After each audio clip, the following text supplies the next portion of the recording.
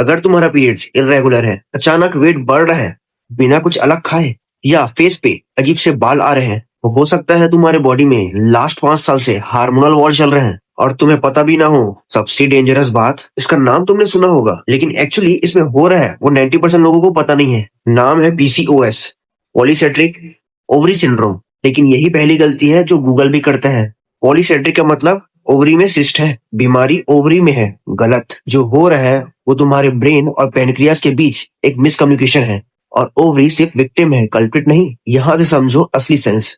जब तुम्हारा pancreas insulin बनाता है, नॉर्मली वो सेल्स को एनर्जी देता है, लेकिन जब बॉडी इंसुलिन रेजिस्टेंस हो जाता है, मतलब सेल्स इंसुलिन सुनना बंद कर देते हैं, पेनक्रियास पैनिक में और ज्यादा इंसुलिन भेजता है, और यही एक्सिस इंसुलिन तुम्हारे ओवरीज तक पहुंचता है और उसे सिग्नल देता है कि ज्यादा टेस्टोस्टेरोन बनाओ।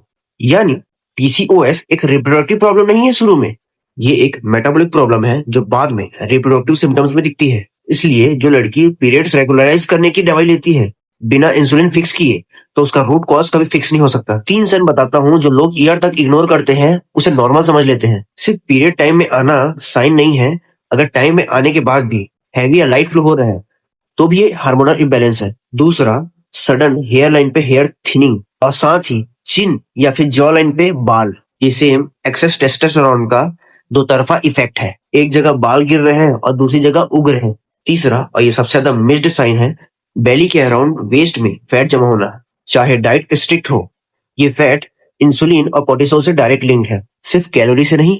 अब वो बात जो कोई नहीं बताता, पीसीओएस क्योर नहीं होती, पर मैनेज हो सकती है, और मैनेजमेंट का सेंटर पॉइंट मेडिसिन नहीं है, इंसुलिन सेंसिटिविटी है। रिसर्च क्लियरली बताता है इंसुलिन रेजिस्टेंस इंप्रूव होता है, चाहे वो डाइट हो, स्ट्रेंथ ट्रेनिंग हो, या फिर डॉक्टर प्रिस्क्राइब मेडिसिन से हो। तब टेस्टोस्टेरोन लेवल नेचुरली नॉर्मलाइज होने लगते हैं, पीरियड्स रेगुलराइज होने लगते हैं विदाउट टारगेटिंग द ओवरी। इसलिए जो डॉक्टर बर्थ कंट्रोल पिल देता है बिना इंसुलिन डिस्कस किए, वो सिर्फ सिम्टम्स मार्क कर रहा है बिना रूट कॉज छुए। 2 मिथ क्लियर करते हैं जो लोग फॉलो करते हैं और नुकसान उठाते हैं। पहला मिथ, पीसीओएस मतलब प्रेग्नेंट नहीं हो सकते। रियलिटी ये है, पीसीओएस ओव्यूलेशन को इरेगुलर बनाता है।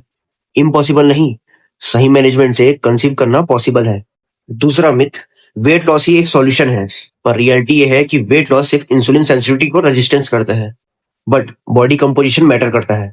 सिर्फ नंबर डाउन करना ज्यादा इफेक्टिव नहीं है, मसल बिल्डिंग स्ट्रेंथ ट्रेनिंग ज्यादा इफेक्टिव है। तो अगर तुम्हें लगता है ये लड़कियों की प्रॉब्लम है, तो रुको।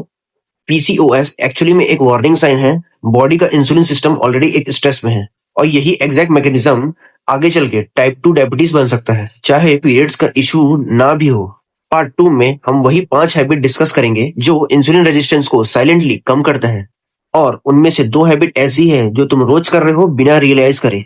और अगर तुम्हें अपनी बॉडी के हिडन सिग्नल समझने हैं जो कोई नॉर्मल डॉक्टर 5 मिनट की कंसल्टेशन में नहीं बता पाता, इसलिए ये चैनल को सब्सक्राइब कर लो। अभी सीरीज शुरू हुई है।